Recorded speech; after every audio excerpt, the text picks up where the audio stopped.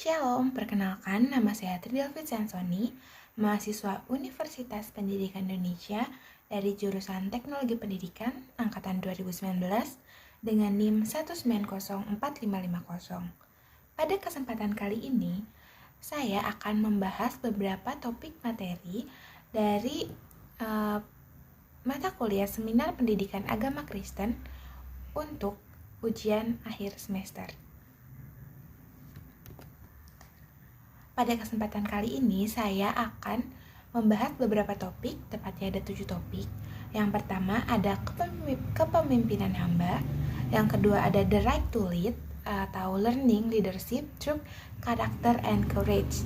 Yang ketiga ada how to influence people, atau bagaimana cara kita mempengaruhi orang. Yang keempat ada facing the giant, di mana facing the giant ini merupakan judul sebuah film. Yang kelima ada tentang kesetiaan, lalu yang keenam ada tentang visi hidup, dan yang materi terakhir adalah mengenai amanat agung. Baik, di materi pertama ada mengenai kepemimpinan hamba. Di sini tertulis orang yang dipakai Tuhan secara efektif, atau menurut Tuhan memakai orang yang bagaimana sih yang bisa Tuhan pakai secara efektif. Yang pertama itu ada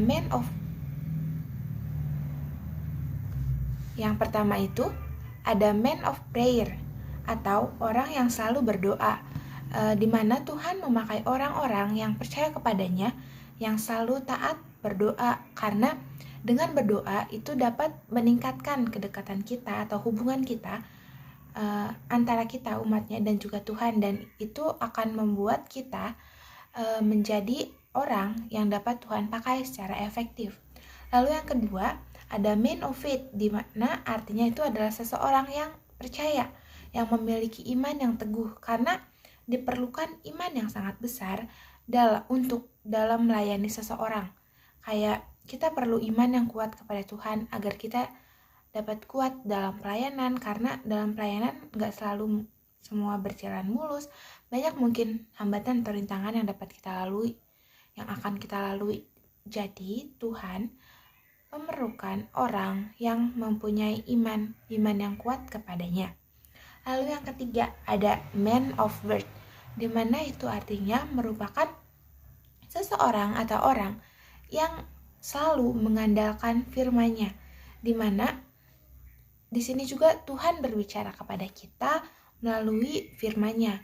Jadi Tuhan memakai orang secara efektif dengan orang yang selalu mengandalkan firman-Nya, orang yang tekun membaca firman-Nya, kayak merenungkannya siang dan malam.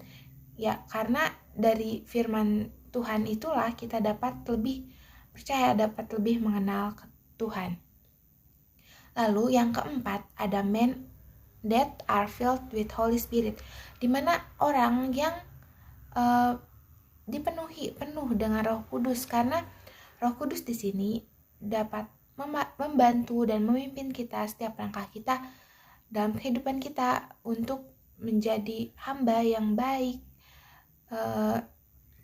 untuk menjadi pelayan yang dapat diperlukan bagi orang-orang di sekitar kita, yang dapat Tuhan pakai kita secara efektif.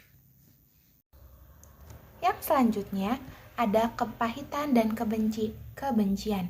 Di sini Tuhan mencontohkan kepada kita tentang cerita Kain, di mana dia merasa pahit, terdapat kepahitan, dia iri kepada saudaranya, yang membuat sesuatu buruk terjadi, di mana kita tuh jangan memendam kepahitan dan juga kebencian.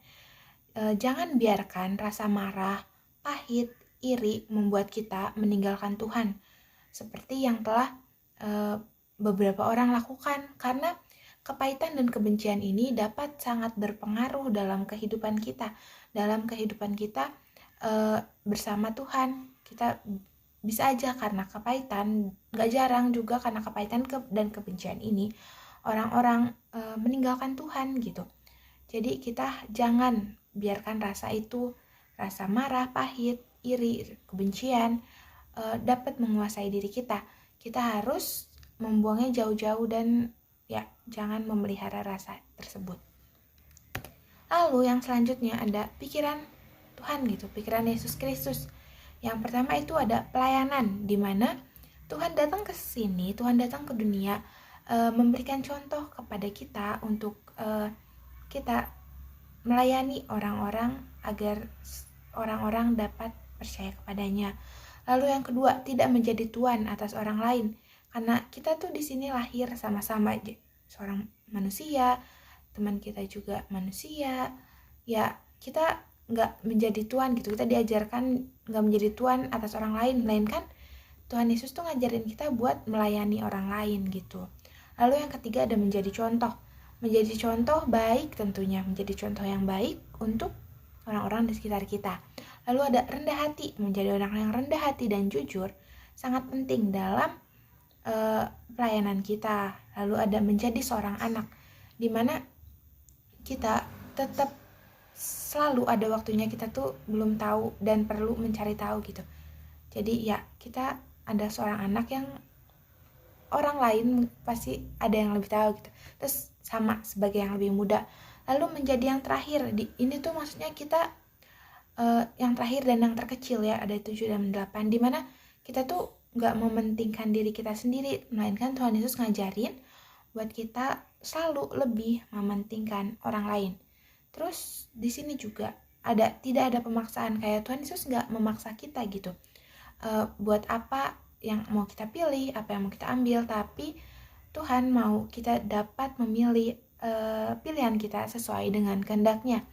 Lalu tidak ada ambisi buta, karena setiap orang yang Tuhan mau masuk surga itu ya gak ada ambisi buta gitu, kayak kita tujuannya surga harus juga dengan jalannya surga.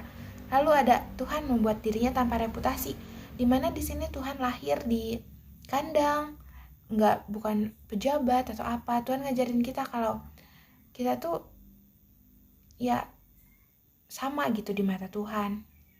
Tuhan di sini merendahkan dirinya dengan lahir yang tadi, gak buat reputasi, bahkan ia taat sampai mati. Dan kematian di kayu salib itu tentunya sangat mengajarkan kita bahwa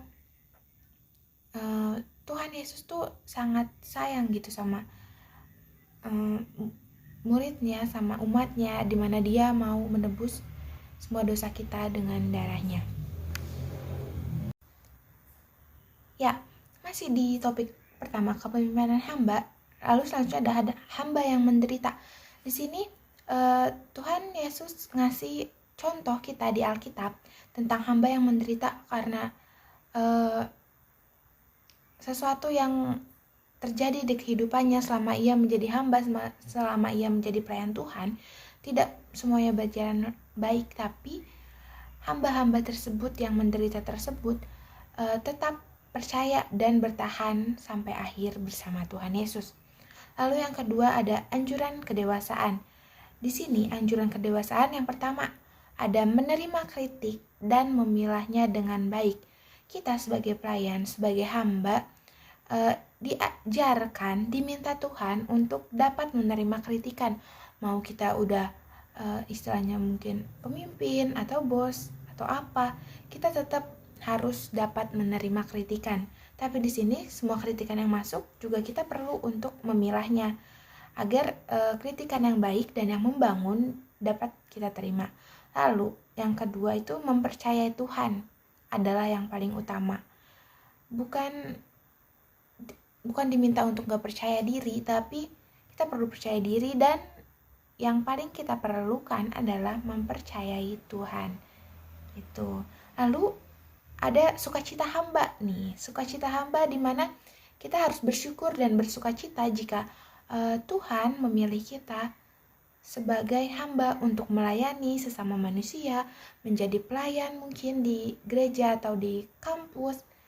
Ya, Tuhan meminta kita untuk bersukacita. Ya, karena itu yang Tuhan ajarkan. Lalu selanjutnya ada the right to lead. Ini ada topik kedua, yaitu the right to lead.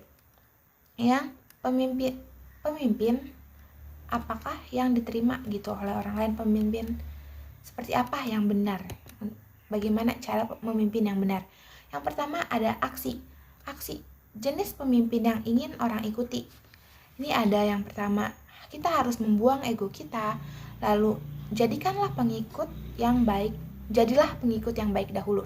Sebelum kita memimpin, kita harus terlebih dahulu menjadi pengikut yang baik, di mana kita juga dapat merasakan bagaimana di mana menjadi posisi pengikut. Lalu yang ketiga ada bangunlah hubungan yang baik.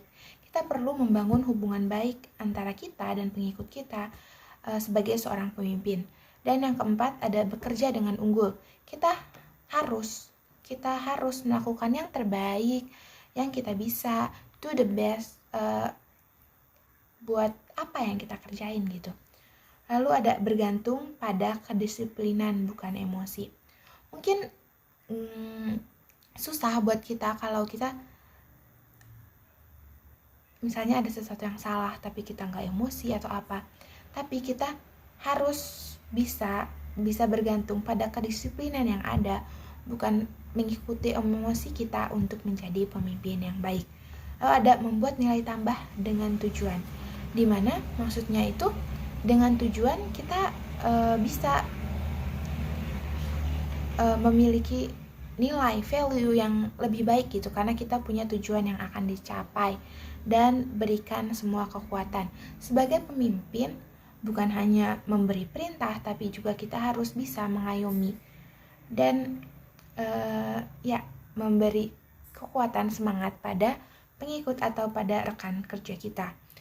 Jadi ada juga dikatakan lakukanlah hal yang baik, maka kita akan mendapatkan hal baik. Lalu ada pengaruh pemimpin, di mana pemimpin itu sangat mempengaruhi bawahan atau stafnya atau rekan sekerjanya ya, karena pemimpin yang luar biasa dapat menjadi contoh yang baik dan sangat baik bagi pengikutnya atau rekannya. Lalu ada visi. Sebagai seorang pemimpin, kita juga perlu memiliki visi. Visi apa yang akan dicapai dalam kegiatan atau perusahaan atau apapun yang sedang kita kerjakan gitu, dan rekan kita kerjakan agar hal atau rencana tersebut dapat berjalan sesuai dengan baik, sesuai dengan rencana dan dengan baik. Lalu di kepemimpinan ini juga ada give up to go up. Di sini tuh Tuhan ngasih contoh ke kita kalau banyak gitu kayak yang orang sampai berada di titik terendahnya, kayak sampai ya udah hampir menyerah gitu, tapi jangan menyerah kayak misalnya Yusuf yang dibuang sama saudara-saudaranya, tapi ia tetap bisa gitu, bisa bangkit dari keterpurukan itu, dari dibuang itu, bahkan ia menjadi tangan kanan kepercayaannya raja. Topik selanjutnya itu topik ketiga adalah how to influence people. Yang pertama, memiliki integritas. Menurut KBBI, integritas itu mutu, sifat, atau keadaan yang menunjukkan kesatuan yang utuh, sehingga memiliki potensi dan kemampuan yang memancarkan kewibawaan atau kejujuran. Integritas dilihat dari segala aspek, baik itu aspek terkecil hingga hal besar. Jadi integritas tuh nggak milih kita berintegritas dalam hal-hal besar saja, tapi dari hal yang terkecil. Lalu integritas merupakan karakter yang harus kita bangun setiap hari, bukan sesuatu yang tiba-tiba muncul, tapi perlu kita latih dan kita bangun setiap hari. Apa sih keuntungan dari integritas? Keuntungan dari integritas adalah kepercayaan. Maka dari itu, kita harus mengembangkan karakter yang konsisten, transparan, menepati janji, dan juga rendah hati. Lalu, bagaimana langkah menjadi orang yang berintegritas? Yang pertama, ada komitmen pada diri sendiri untuk tulus. Ya, jika ingin melakukan sesuatu, hal yang pertama yang kita lakukan adalah berkomitmen pada diri kita sendiri.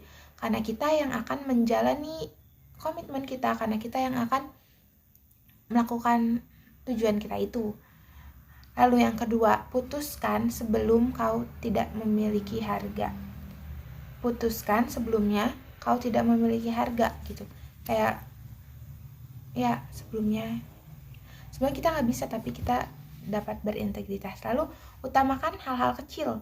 Kita bisa mulai belajar berintegritas mulai dari hal yang terkecil yang bahkan orang anggap remeh, anggap enteng, tapi di sini kita belajar untuk tetap berintegritas. Jadi di saat Tuhan mempercayakan hal-hal yang lebih besar, kita bisa tetap bertahan pada integritas itu. Lalu setiap hari lakukan apa yang harus dahulu, bukan yang diinginkan. Contohnya, kita harus melakukan ya tugas kita dulu, bukan misalnya kita inginnya rebahan atau main HP, tapi kita harus melakukan hal yang harus dilakukan dahulu, bukan yang kita inginkan. Lalu selanjutnya ada pembawa pengaruh mengasuh orang lain.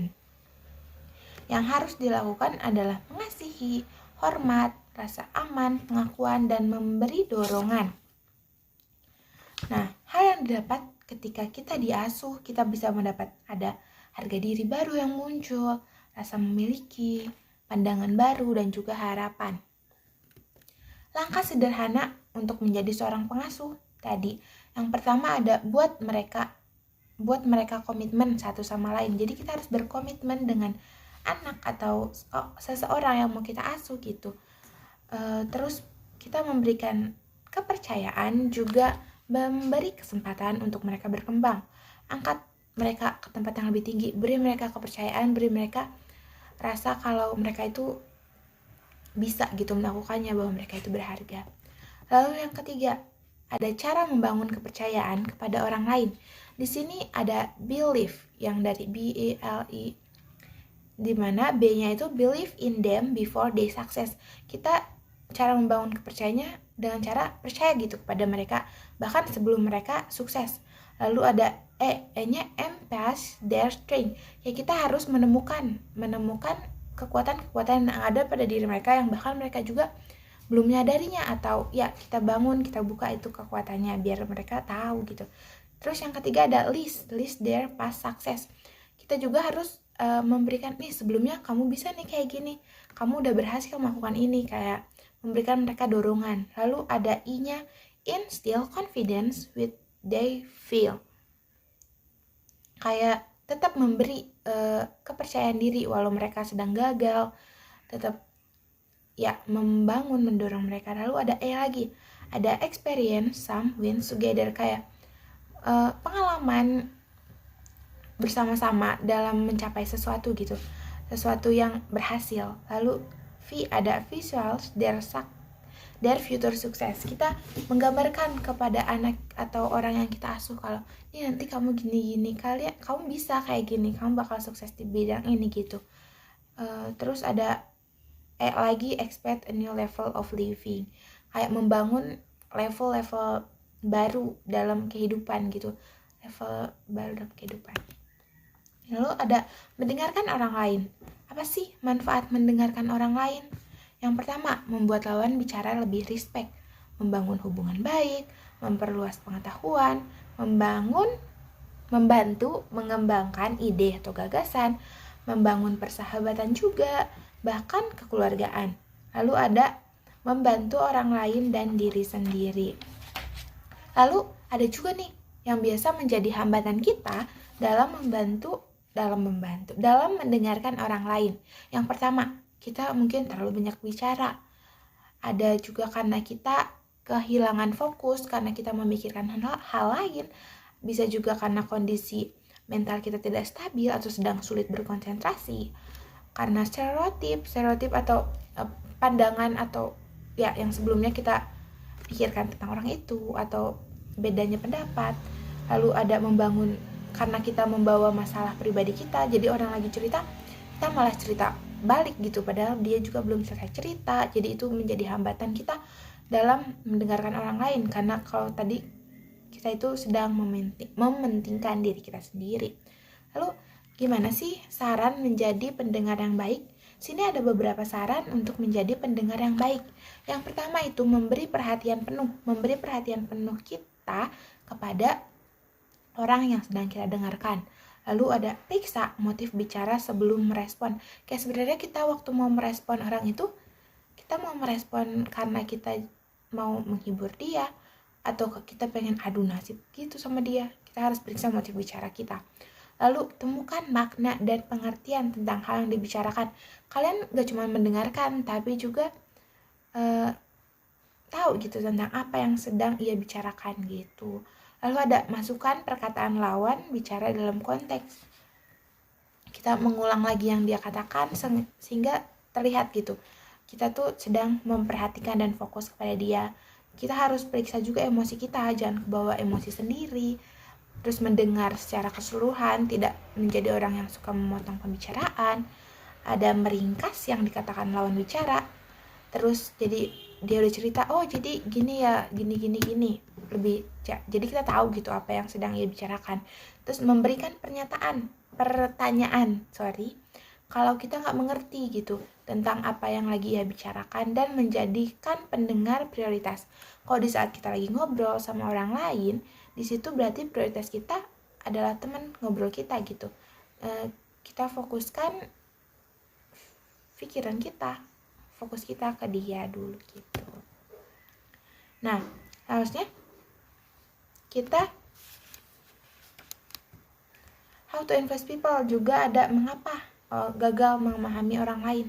Kenapa kita suka gagal? Karena ada ketakutan, ada keegoisan, terus gagal menghargai perbedaan, kayak ternyata beda gini-gini ya. Terus gagal juga mengakui keberagaman. Lalu hal yang perlu kita pahami adalah setiap orang ingin menjadi seseorang. Kayak semua orang tuh pengen gitu hidupnya bermakna gitu. Nggak ada yang mau gitu, bukan gitu aja, kayak semua orang mau gitu dia difokusin sama orang juga gitu, jadi sesuatu gitu yang bermakna. Terus kepedulian kita buat orang itu sangat penting. Terus setiap orang juga membutuhkan seseorang karena kita manusia makhluk sosial. Terus membutuhkan orang yang mengerti dan percaya, seorang penolong yang mempengaruhi banyak orang, dan pilihlah untuk memahami orang lain. Lalu kita juga bisa jadi seorang yang mempengaruhi orang lain dengan cara adanya mentoring tadi, memperbesar orang lain dengan investasi, jadikan dirimu pembesar. Jadi kita ngebangun orang lain gitu. Terus tapi dalam ngebangun orang lain juga kita harus berhati-hati dalam memilih orang tersebut. Lalu lihat potensi mereka, kayak membuat visi misi buat mereka gitu. Jadi buat kita bisa bantu memperbesar orang lain, mengenali keinginan mereka kayak gitu. Ajak mereka mengembangkan diri. Person of influence connect with people, karena orang yang berpengaruh itu berhubungan dengan orang gitu. Hubungan dengan orang lain membawa kita ke tingkat yang lebih tinggi.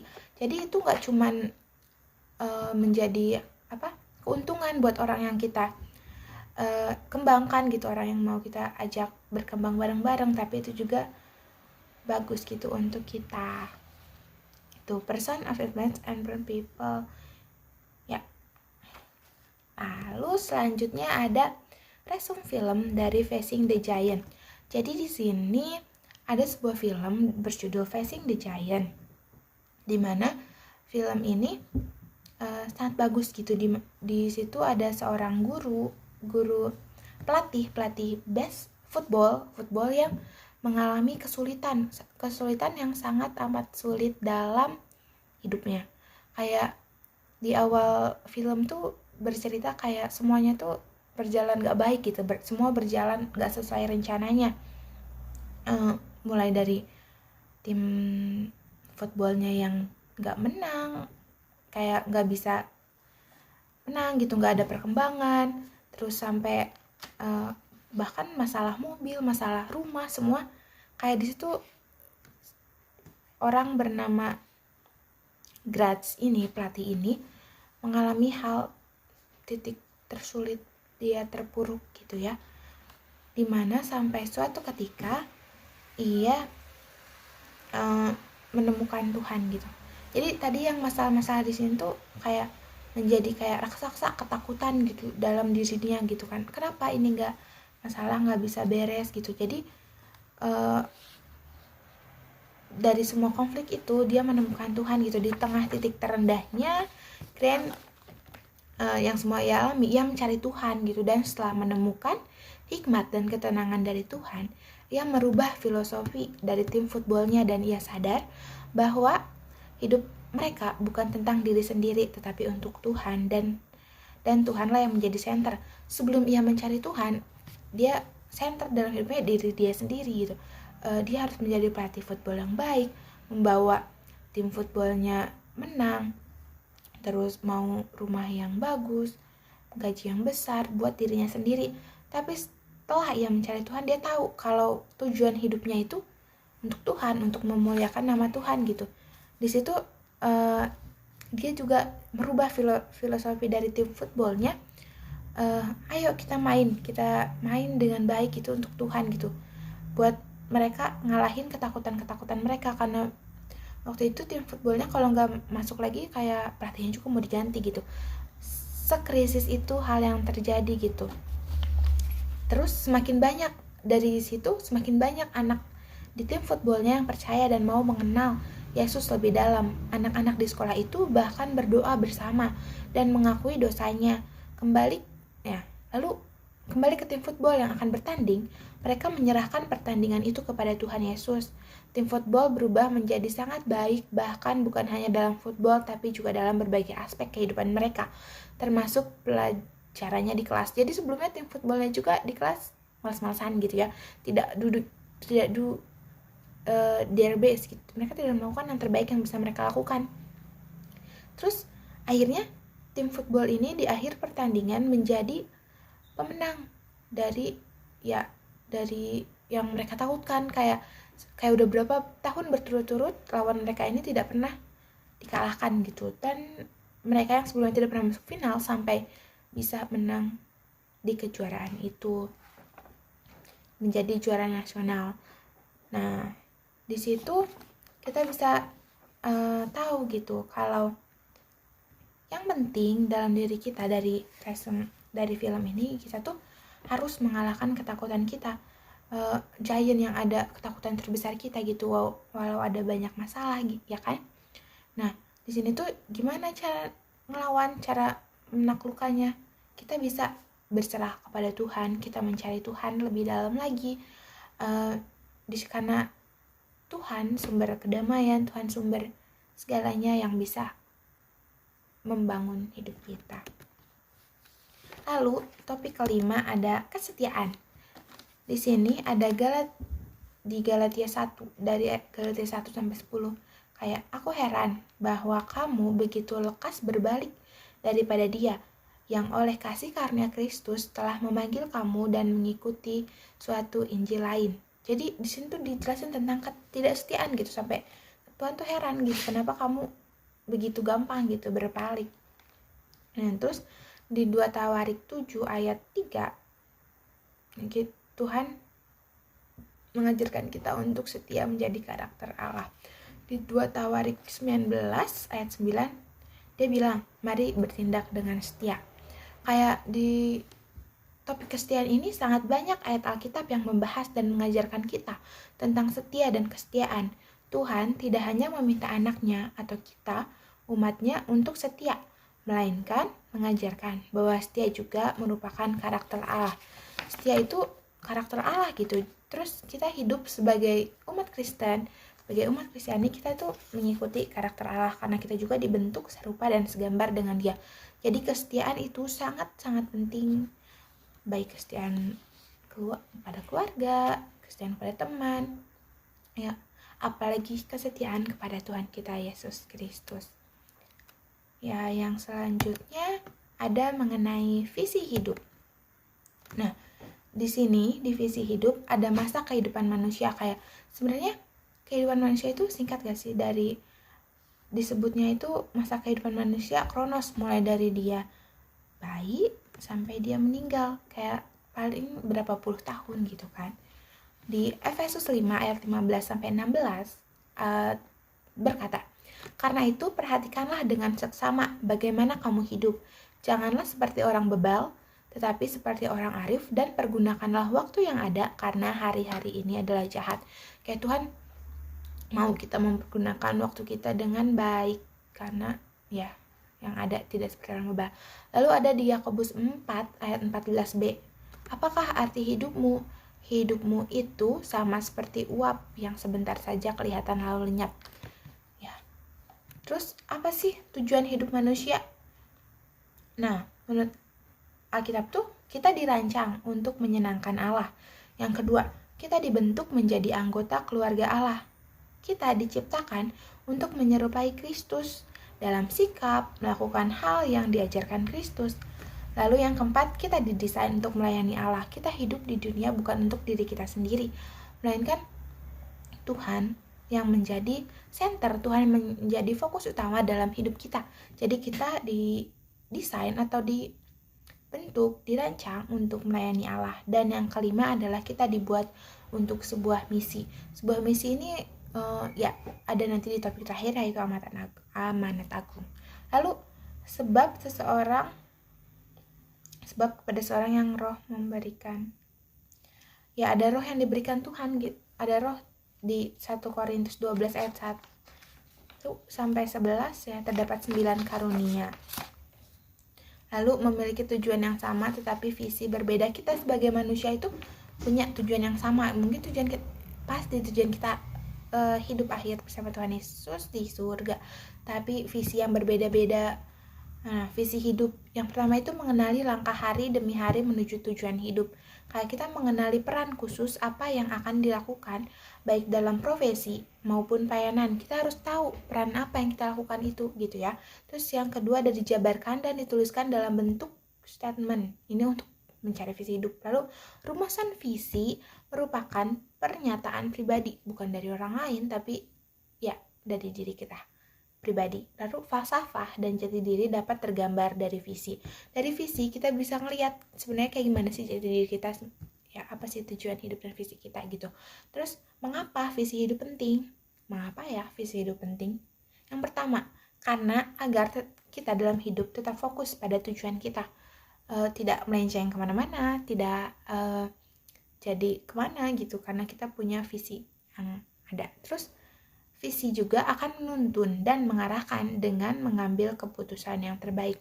Karena sebelumnya kita tahu fokus kita mau kemana, kita bisa ya diarahkan untuk mengambil yang terbaik. Karena itu visi harus dimiliki, udah dimiliki, harus dipelihara dan juga senantiasa segar. Begitu. Nah, topik yang terakhir itu ada amanat agung. Di sini dari Roma 6 ayat 23a berbunyi, upah dosa adalah maut. Nah, di amanat agung ini kita tahu nih kalau Tuhan bilang kalau upah dosa adalah maut. Terus ada juga tentang kasih di Yohanes 3 ayat 16, ada tentang percaya di Roma 10 ayat 9. Terus ada satu-satunya jalan di Kisah Para Rasul 4 ayat 12, di mana dibilang kalau satu-satunya jalan menuju Kristus, menuju hidup abadi itu adalah Tuhan. Dan status kita sebagai rekan sekerja Allah ada di Yohanes 12 ayat 13. Status kita berubah saat sudah percaya dalam namanya dan menerimanya. Lalu panggilan kita di Kisah Para Rasul 1 ayat 8 yaitu menjadi saksiku. Dimana di sini maksudnya menjadi saksi Tuhan Yesus gitu. Lalu ada juga di Matius 28 ayat 19 sampai 20, di mana Allah bilang ke kita kalau tugas kita atau panggilan kita adalah jadikanlah semua bangsa muridku gitu. Terus apa kata Alkitab? Nah, kata Alkitab ada di Roma 10 ayat 14 yang berbunyi, tetapi bagaimana mereka dapat berseru kepadanya jika mereka tidak percaya kepada Dia? Bagaimana mereka dapat percaya kepada Dia jika mereka tidak mendengar tentang Dia? Dan bagaimana mereka mendengar tentang Dia jika tidak ada yang memberitakannya? Ya, di sini tadi tugas kita buat memberitakan firman Tuhan gitu, memberitakan tentang kerajaannya, tentang Tuhan Yesus. Karena bagaimana gitu mereka dari awal tadi, bagaimana mereka dapat berseru kepadanya jika mereka tidak percaya. Kayak orang mau berseru kepada Tuhan, mereka itu harus percaya kepada dia. Terus bagaimana jika mereka mau percaya kalau mereka nggak pernah mendengar tentang dia, dan bagaimana mereka mendengar tentang dia kalau tidak ada yang memberitakannya. Jadi tugas kita yang Tuhan kasih adalah kita perlu memberitakan firman-Nya. Kita perlu memberitakan tentang Tuhan Yesus kepada dunia gitu, kepada orang-orang lain gitu, agar mereka tahu, agar awalnya mereka tahu tentang mendengar tentang Tuhan Yesus, akhirnya mereka dapat percaya dan mereka dapat berseru kepadanya, kepada Tuhan. Lalu ada di Matius 28 ayat 19 sampai 20. Di sini ada commission, kepadaku telah diberikan kuasa. Ini kata-katanya power of authority, kayak otoritas Tuhan kepada kita, dan karena itu pergilah, itu command atau perintah Tuhan kepada kita untuk bertindak gitu, untuk action, melakukan tugas yang telah otoritas yang dia berikan kepada kita, karena padaku telah diberikan kuasa. Lalu ada amanat agung, bagaimana mengikuti perintah tersebut. Nah, yang pertama adalah menjadikan murid. Kayak kita perlu menjadikan orang itu menjadi murid gitu, dan membaptis mereka. Artinya mereka sudah percaya, mengajar mereka dan mengulanginya terus-menerus. Kayak di Matius 28 ayat 18-20, bukan hanya penugasan agung, tetapi juga penyertaan agung. Di sini Tuhan gak cuma nugasin kita untuk memberitakan Injil, tapi Tuhan juga akan selalu menyertai kita dalam penugasan itu, penyertaan yang Tuhan ada gitu selalu di sisi kita. Terus Paulus dalam suratnya menyatakan bahwa kita rekan sekerja Allah atau co-workers di 1 Korintus 3 ayat 9. Terus jangan sia-siakan karunia Allah, karena yang semua yang kita dapat itu tuh karena dari Allah, dan kita harus mempergunakannya dengan baik untuk akhirnya mendapat mahkota kehidupan, seperti kata 1 Korintus 3 ayat 10 sampai 15.